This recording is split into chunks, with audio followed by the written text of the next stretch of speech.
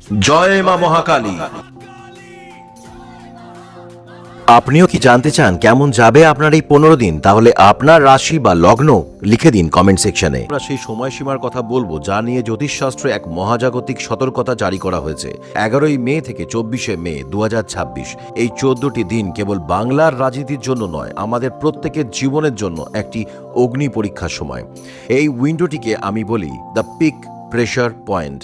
কেন এই সময়টি এত সংবেদনশীল? কারণ এই সময় মঙ্গলের সেই তেজোদ্দীপ্ত শক্তি শনি ও রাহুর জমাট বাঁধা বাষ্পের সাথে সরাসরি সংঘর্ষে লিপ্ত হবে। এর ফলাফল কি হতে পারে? এই 14 দিনে আপনি দেখবেন প্রশাসন অত্যন্ত দ্রুত কিছু সিদ্ধান্ত নিতে বাধ্য হচ্ছে, কিন্তু মনে রাখবেন মঙ্গলের তাড়াহুড়ো আর শনির ধীর স্থির বিচারের মধ্যে যখন সংঘর্ষ হয় তখন শান্তি বিঘ্নিত হওয়ার প্রবল সম্ভাবনা থাকে। গ্রহের এই বিন্যাস বলছে এই সময় মানুষের ধৈর্যের বাঁধ ভাঙতে পারে। ক্ষোভের আগুন যেন রাস্তায় ছড়িয়ে না পড়ে সেদিকে আমাদের সজাগ থাকতে হবে। সামান্য উস্কানিতে পা দিয়ে নিজের বা অন্যের অমঙ্গল করবেন না। যারা ব্যবসা করছেন বা কর্মক্ষেত্রে আছেন তারা এই সময় হঠাৎ খুব দ্রুত উন্নতির সুযোগ পাবেন, কিন্তু সাবধান, মঙ্গলের এই জেদ আপনাকে দিয়ে এমন কিছু কাজ করিয়ে নিতে পারে যা আইনি বা নৈতিকভাবে ভুল। শনিদেব আড়াল থেকে কিন্তু সব দেখছেন। এই 14 দিনের ভুল সিদ্ধান্ত আপনাকে আগামী 14 বছর ভোগাতে পারে। রাস্তায় চলতে গিয়ে দেখবেন অকারণে লোকে একে অপরের সাথে ঝগড়া করছে। হয়তো একটা ছোট বাইক দুর্ঘটনা থেকে বড়সড় হাতাহাতি শুরু হয়ে গেল। কেন? কারণ মানুষের মগজে এখন মঙ্গলের তপ্ত লাভা বইছে। এই 11 থেকে 24শে মে আপনার সবচেয়ে বড় অস্ত্র হলো আপনার মৌনতা। রাগের মাথায় কোনো উত্তর দেবেন না, রাগের মাথায় কোনো পোস্ট করবেন না। মনে রাখবেন এই 14 দিনের নিস্তব্ধতা আপনাকে সারা জীবনের অনুতাপ থেকে রক্ষা করতে পারে। 11ই মের উত্তাপ নিয়ে কথা বললাম, কিন্তু গল্পের সবচেয়ে বড় টুইস্ট অপেক্ষা করছে 26শে মে 2026 তারিখে। এই দিন মহাজাগতিক ক্যালেন্ডারে এক বিশাল পরিবর্তন ঘটতে চলেছে। গ্রহের অন্তর্দশা পরিবর্তিত হয়ে শুরু হচ্ছে কেতুর অন্তর্দশা। কেতু হলো মস্তকহীন গ্রহ। সে আধ্যাত্মিকতা দেয়, কিন্তু জাগতিক জীবনে সে ঘটায় বিচ্ছেদ, ডিট্যাচমেন্ট এবং বিচ্ছিন্নতা। এই পরিবর্তনটি বাংলার রাজনীতির অলিন্দে এমন এক ঝড় তুলবে যা বাইরের মানুষ প্রথমে বুঝতেই পারবে না। 26শে মের পর আপনারা খেয়াল করবেন শাসক শিবিরের অন্দরে এক অদ্ভুত নিস্তব্ধতা। যারা এতদিন খুব দাপটের সাথে কথা বলছিলেন তারা হঠাৎ করে নিজেদের গুটিয়ে নেবেন। কেতু মানেই হলো কমিউনিকেশন ব্রেকডাউন, অর্থাৎ দলের সর্বোচ্চ নেতৃত্বের সাথে নিচু তলার কর্মীদের সংযোগ বিচ্ছিন্ন হয়ে যাওয়া। কেতু যখন কোনো সিস্টেমের ওপর প্রভাব ফেলে তখন সেখানে শৃঙ্খলার অভাব দেখা দেয় না, বরং দেখা দেয় অনীহা। নেতার নির্দেশ কর্মীর কাছে পৌঁছাবে না, আর কর্মীর আর্তনাদ নেতার কানে পৌঁছাবে না। এক ধরনের অদ্ভুত ধোঁয়াশা তৈরি হবে যেখানে কেউ কাউকে বিশ্বাস করতে পারবে না। বড় বড় পদাধিকারীরা হঠাৎ করে ক্ষমতার প্রতি অনীহা প্রকাশ করতে পারেন বা হঠাৎ করে সরে দাঁড়াতে পারেন। আপনার জীবনের সাথে একে মেলান। আপনি কি গত কয়েক মাস ধরে কোনো এক নেশা বা মোহ নিয়ে মেতেছিলেন? 26শে মের পর দেখবেন সেই মোহটা হঠাৎ করে কেটে যাচ্ছে। আপনি অনুভব করবেন এই লড়াই, এই জয় পরাজয় আসলে সবটাই বৃথা। কল্পনা করুন একটি তাসের ঘর। নিচ থেকে একটা তাস বের করে নিলে যেমন পুরো ঘরটা নিঃশব্দে ভেঙে পড়ে, কেতুর কাজ ঠিক তেমন। নিভৃতে ভেঙে পড়বে দীর্ঘদিনে সাজানো কোনো আধিপত্য। কেতু আমাদের সেই অন্ধকার ঘরে নিয়ে যায় যেখানে কোনো আয়না নেই। সে আমাদের শেখায় যে যা আমরা আঁকড়ে ধরতে চাই তাই আমাদের হাত থেকে পিছলে যায়। যখন ক্ষমতার দম্ভ ভেঙে চুরমার হয় তখন এই মানুষের মধ্যে আসল আমি জেগে ওঠে। 26শে মের পর বাংলার মাটিতে রাজনীতির চেয়ে বড় হয়ে উঠবে অন্তরাত্মার ডাক। 26শে মের পর যখন কেতুর দশা শুরু হবে তখন অকারণে কারোর সাথে তর্কে জড়াবেন না। এই সময়টি হলো নিজের ভুলগুলো সংশোধন করার। মা কালীকে ডাকুন, তাঁর চরণে নিজেকে সঁপে দিন। মনে রাখবেন কেতু যার ওপর তুষ্ট হয় তাকে সে মোক্ষ এবং চরম মানসিক শান্তি দান করে। ভিডিও শুরুতে আমি যে ইনস্টিটিউশনাল ফ্রিকশনের কথা বলেছিলাম তার সমাধান হবে এই কেতুর দশাতেই। তবে তা কোনো আপোষ বা সন্ধির মাধ্যমে নয়, বরং এক বিরাট বিচ্ছেদের মাধ্যমে। পুরনো যা কিছু পচে গেছে তা ভেঙে পড়বে যাতে নতুন প্রাণের সঞ্চার হতে পারে। 11ই মে 2026 এই দিনটি ক্যালেন্ডারে গোল করে দাগ দিয়ে রাখুন, কারণ এই দিন মহাকাশের সেনাপতি তেজোদ্দীপ্ত মঙ্গল প্রবেশ করছে তার নিজের ঘর মেষ রাশিতে। মেষ হলো অগ্নিতত্ত্বের রাশি, আর মঙ্গল হলো সেই আগুনের শিখা। যখন শনি রাহু তৈরি করা অস্থিরতা বাষ্পে মঙ্গলের এই স্ফুলিঙ্গ এসে পড়বে, তখন কি হবে জানেন? সৃষ্টি হবে এক ভয়ঙ্কর মহাজাগতিক বিস্ফোরণ। মেষ রাশিতে মঙ্গল মানেই এক অদম্য জেদ। আমাদের বাংলার প্রশাসনিক প্রেক্ষাপটে এটি অত্যন্ত তাৎপর্যপূর্ণ। আপনি দেখবেন হঠাৎ করেই প্রশাসনের পক্ষ থেকে কিছু কঠোর সিদ্ধান্ত নেওয়া হচ্ছে, কিন্তু মনে রাখবেন, মেষের মঙ্গল যেমন সঠিক নেতৃত্ব দেয়, তেমনি এটি মানুষকে ইম্পালসিভ বা হঠকারী করে তোলে। এই সময় অ্যাকশন আর অ্যাগ্রেশন এর মধ্যে সীমারেখাটা খুব পাতলা হয়ে যাবে। যারা দায়িত্বে আছেন তারা হয়তো ভাববেন তারা শৃঙ্খলা ফেরাতে অ্যাকশন নিচ্ছেন, কিন্তু সাধারণ মানুষের চোখে তা অ্যাগ্রেশন বা দমন পীড়ন হিসেবে দেখা দিতে পারে। ব্রিগেড থেকে মহাকরণ, জনতা বনাম নিরাপত্তারক্ষী, এক তীব্র সংঘাতের পরিস্থিতি তৈরি হতে পারে। শুধু কি রাজনীতি, আপনার বাড়ির ভিতরেও কি গত কয়েকদিন ধরে অকারণে কথা কাটাকাটি হচ্ছে? 11ই মের পর দেখবেন সামান্য তর্কের খাতিরেও মানুষ মারমুখী হয়ে উঠছে। জ্যোতিষশাস্ত্রে শনিকে বলা হয় ধর্মরাজ। তিনি কোনো তদবির শোনেন না, তিনি কোনো রং দেখেন না, তিনি শুধু দেখেন আপনার কর্ম। বাংলার রাশিচক্র যদি আমরা বিচার করি, তবে মিথুন রাশি থেকে বর্তমানে শনি দশম ঘরে অবস্থান করছেন।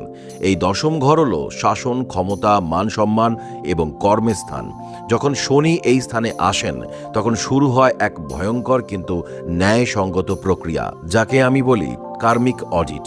প্রতিদিন পর্দার আড়ালে কি ঘটছে, কোন ফাইলের নিচে কোন সত্য চাপা পড়েছিল, শনি এখন সেই সব ফাইল ধুলো ঝেড়ে বের করছে। এটি কেবল রাজনৈতিক লড়াই নয়, এটি মহাজাগতিক বিচার। আপনারা দেখছেন কিভাবে আদালতের একের পর এক রায়ে প্রশাসনিক স্তম্ভগুলো কেঁপে উঠছে। এটি কোনো কাকতালীয় ঘটনা নয়। দশম ঘরে শনি থাকা মানেই হলো আপনি যা বুনছেন আজ তা কাটবার সময় এসছে। লক্ষ্মীর ভাণ্ডার থেকে শুরু করে বিভিন্ন সরকারি প্রকল্প, প্রতিটি পাই পয়সার হিসেব এবার শনিদেব জনতা এবং আদালতের মাধ্যমে নেবেন। অতীতে নেওয়া প্রতিটি প্রশাসনিক সিদ্ধান্ত এখন এক কঠোর অগ্নি পরীক্ষার সম্মুখীন। কেন এই সময়টা সাধারণ মানুষের জন্য অসহ্য? আপনি হয়তো ভাবছেন দোষ করল নেতারা আর কষ্ট পাচ্ছি আমরা। সমষ্টিগত কর্ম বা কালেকটিভ কার্মা, এটাই হলো সেই সমুদ্র যেখানে জাহাজ ডুবলে যাত্রী দোষী হোক বা নির্দোষ, সবাইকে নোনা জল পান করতে হয়। শনি কেবল তাদেরই ডোবান যারা মিথ্যের পাটাতনে দাঁড়িয়ে আছেন। যারা সত্যের নৌকায় আছেন, শনি তাদের ঢেউয়ের ঝাপটা দিলেও ডোবান না, বরং শুদ্ধ করে পরবর্তী তীরের দিকে এগিয়ে দেন। ভিডিও শুরুতে আমি একটি রহস্যের কথা বলেছিলাম। কেন এই অস্থিরতা আপনার ব্যক্তিগত জীবনেও থাবা বসাচ্ছে? কেন আপনি এই ভিডিওটি দেখার জন্য আজ এখানে এসেছেন? আপনার জন্মছকে যদি শনি দুর্বল হয়, তবে এই সামাজিক বিদ্রোহ আপনাকে তছনছ করে দিতে পারে। কিন্তু আমি যে গুপ্ত সংখ্যার কথা বলেছিলাম, সেটি হলো সংখ্যা 8। এই 2026-এ 8 সংখ্যার মানুষরা এবং যারা মা কালীর চরণে শরণ নিয়েছেন, তাদের জন্য শনিদেব বিচারক নন, বরং রক্ষা কবচ হয়ে দাঁড়াবেন। বাংলার রাজনীতির এই মরণবাচন খেলায় কে হারলো কে জিতলো, তার চেয়েও বড় কথা আপনার বিবেক হারল কিনা। শনি রাহুর এই ঘর্ষণ যখন বাড়বে, তখন চারিদিকে দলাদলি, বিভেদ আর ক্ষোভের আগুন জ্বলতে পারে। আপনি সেই আগুনে ঘি দেবেন না। শনিকে নিয়ে আলোচনা করেছি, মঙ্গলের আগুন নিয়ে কথা বলেছি, কিন্তু আসল খেলা তো খেলছে রাহু। বাংলা রাশিচক্রের নবম ঘরে রাহুর অবস্থান, এটি হলো এই মুহূর্তে সবচেয়ে বড় আনকনভেনশনাল চ্যালেঞ্জ বা অপ্রথাগত চ্যালেঞ্জ। নবম ঘর হলো ধর্মের স্থান, ভাগ্যের স্থান, সবচেয়ে বড় কথা উচ্চ আদালত এবং সংবিধানের স্থান। এই ঘরে যখন ছায়ারূপী রাহু বসে থাকে, তখন সে যা ঘটায় তা কোনো সাধারণ মানুষের কল্পনার অতীত।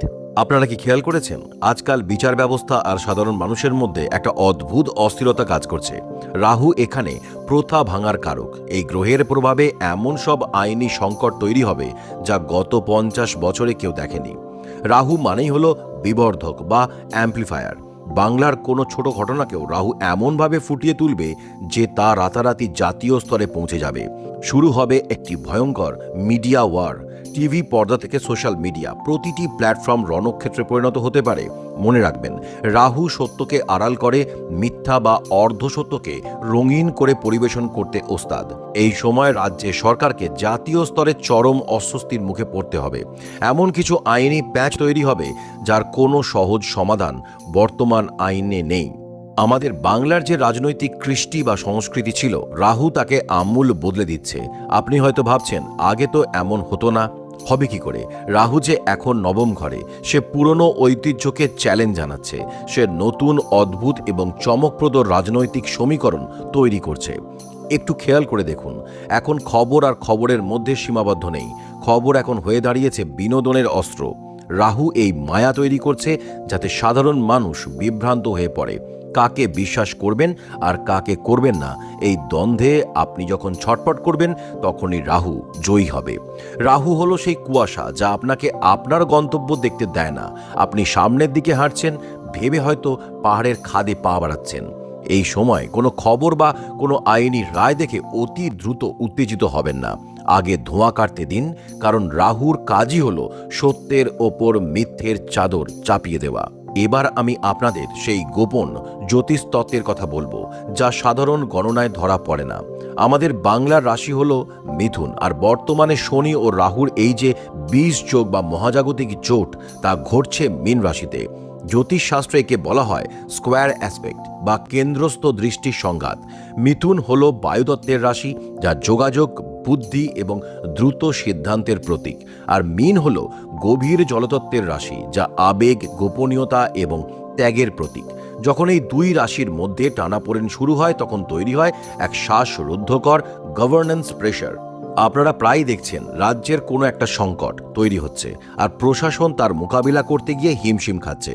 কখনো সিদ্ধান্ত নিতে দেরি হচ্ছে, আবার কখনো অতি সক্রিয়তা হইতে বিপরীত হচ্ছে। কেন এমন হয়? মিথুন রাশির জাতক বা এই রাশির অধীনে থাকা রাজ্য সব সময় চায় যুক্তিতে চলতে। তো মীন রাশির শনি রাহু তাকে চারিদিক থেকে আষ্টে পৃষ্ঠে বেঁধে ফেলেছে।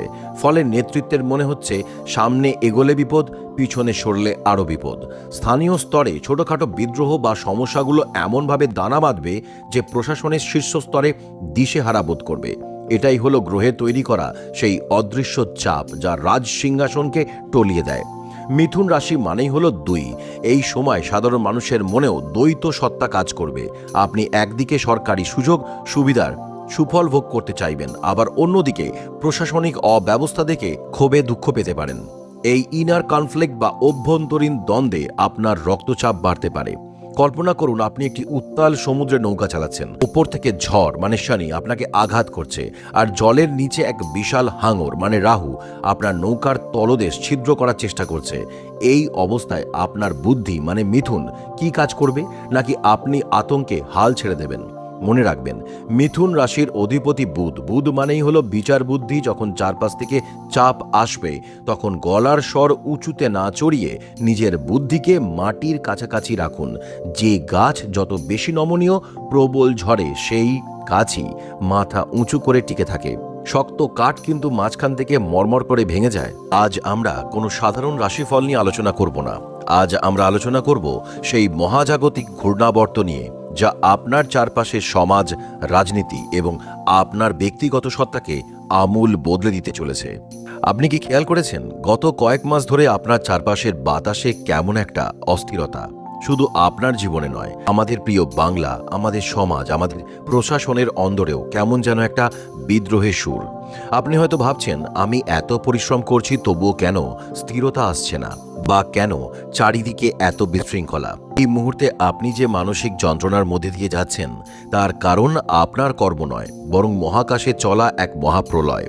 শনি এবং রাহুর এই মিলন, যা মীন রাশিতে ঘটছে, তা এক ইনস্টিটিউশনাল ফ্রিকশন বা প্রাতিষ্ঠানিক ঘর্ষণ তৈরি করছে। শনি হলো বিচারক, শনি হলো শৃঙ্খলা, আর রাহু হলো মায়া। রাহু হলো প্রচলিত প্রথা ভেঙে ফেলার এক তীব্র আকাঙ্ক্ষা।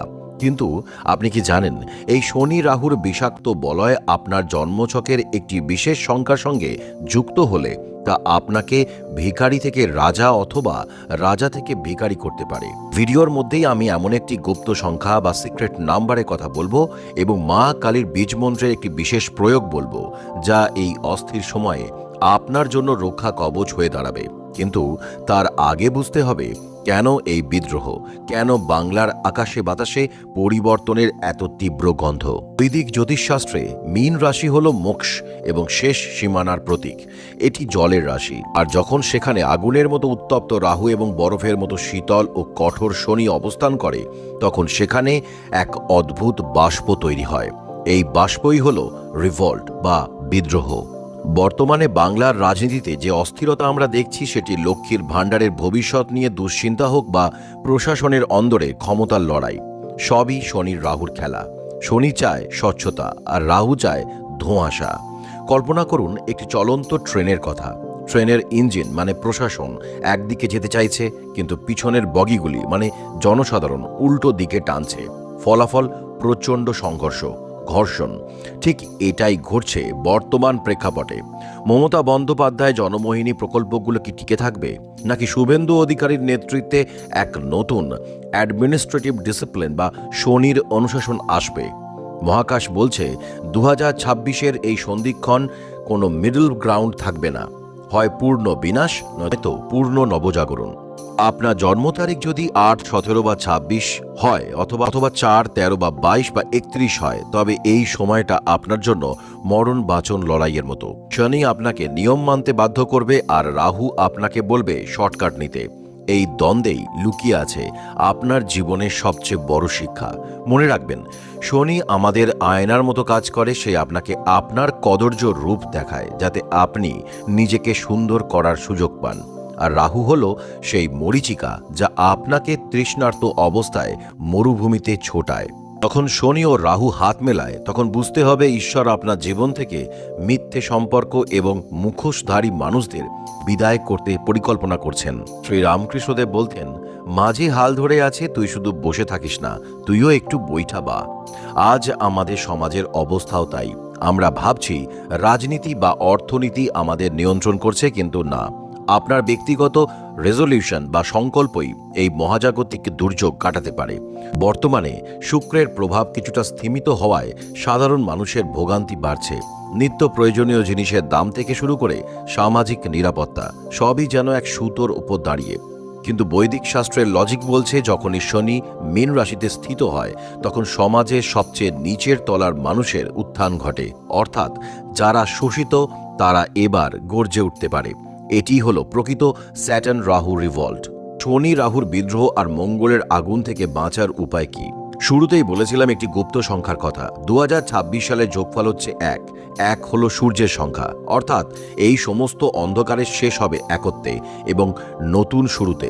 যাদের জন্ম তারিখের যোগফল 1, 9, 5 তারা এই টালমাটাল অবস্থায় নিজেদের স্থির রাখতে পারবেন। ইটসনিল 01 পরিবারের জন্য আমার বিশেষ পরামর্শ, মঙ্গলের এই অশুভ দহন থেকে বাঁচতে এবং শনি রাহুর মায়া কাটাতে প্রতিদিন স্নান সেরে দক্ষিণাস্য হয়ে মা কালীর এই বিশেষ বীজমন্ত্রটি 108 বার জপ করুন। ওম ক্রিং হুং রিং দক্ষিণে কালীকে ক্রিং হুং রিং স্বাহা। এই মন্ত্র আপনার চারপাশে এমন এক অরা তৈরি করবে যে কোনো রাজনৈতিক অস্থিরতা বা গ্রহের কুপ্রভাব আপনাকে স্পর্শ করতে পারবে না। সময়টা কঠিন, কিন্তু মনে রাখবেন, কালী পুজোর রাতে যখন চারপাশ অন্ধকারে ডুবে যায় তখনই মা কালীর হাতের খড়গ সবচেয়ে বেশি উজ্জ্বল দেখায়। এই বিদ্রোহ, এই সংঘর্ষ আসলে এক বৃহত্তর শুদ্ধিকরণের প্রক্রিয়া। ভয় পাবেন না, মা আছে আমাদের সাথে। নিজের ওপর বিশ্বাস রাখুন, আগামী দিনগুলো আপনার হোক জয়মুখর। এই যোগ বাংলার ভাগ্যাকাশে এক বড় পরিবর্তনের ইঙ্গিত দিচ্ছে। ইটসনিল 01 পরিবারের জন্য একটি বিশেষ বার্তা। এই যে রিভল্ট বা বিদ্রোহের কথা আমি বললাম, এটি বাইরের জগতের চেয়েও আপনার মনের ভিতরের বিদ্রোহ। আপনার মন চাইছে সব ছেড়ে দিয়ে পালিয়ে যেতে, কিন্তু গ্রহ বলছে লড়াই করো, তবে বুদ্ধির সাথে, ক্রোধের সাথে নয়। মা কালীর চরণে সব ভার অর্পণ করুন। যারা কর্মে স্বচ্ছ থাকবেন, শনি তাদের রক্ষা করবেন। যারা সত্যে অটল থাকবেন, রাহু তাদের বিভ্রান্ত করতে পারবে না। আর যারা সংযমী হবেন, মঙ্গল তাদের বীরত্ব দেবে। বাংলার এই রাজনৈতিক অস্থিরতা, আইনি লড়াই, প্রশাসনিক চাপ সবই এক নতুন যুগের প্রসব বেদনার মতো। শনি রাহুর এই মীন রাশিতে অবস্থান আসলে আমাদের শেখাচ্ছে যে শুধুমাত্র বস্তুগত উন্নতি, টাকা পয়সা, প্রকল্প দিয়ে সমাজ বাঁচে না। সমাজের জন্য প্রয়োজন একটি গভীর নৈতিক ভিত বা স্পিরিচুয়াল ফাউন্ডেশন। আপনার জন্য আমার শেষ পরামর্শ, যদি দেখেন চারপাশে খুব বেশি হট্টগোল হচ্ছে, খবর দেখে মাথা গরম হচ্ছে, তবে কিছুক্ষণ চোখ বন্ধ করে নিজের শ্বাস প্রশ্বাসের উপর নজর দিন। ভাবুন এই সবটাই মায়া, সবটাই ক্ষণস্থায়ী। মা কালীর চরণে আমি প্রার্থনা করি তিনি যেন আপনাকে, আপনার পরিবারকে এই মহাজাগতিক ঝড়ের হাত থেকে রক্ষা করেন। আপনাদের বুদ্ধি যেন স্থির থাকে এবং হৃদয় যেন সাহসে ভরা থাকে। ইটসনিল 01 পাশে থাকার জন্য অসংখ্য ধন্যবাদ। সবাই খুব ভালো থাকুন, সুস্থ থাকুন। জয় মা মহাকালী, জয় শ্রী রামকৃষ্ণ দেব, জয় মা শারদা।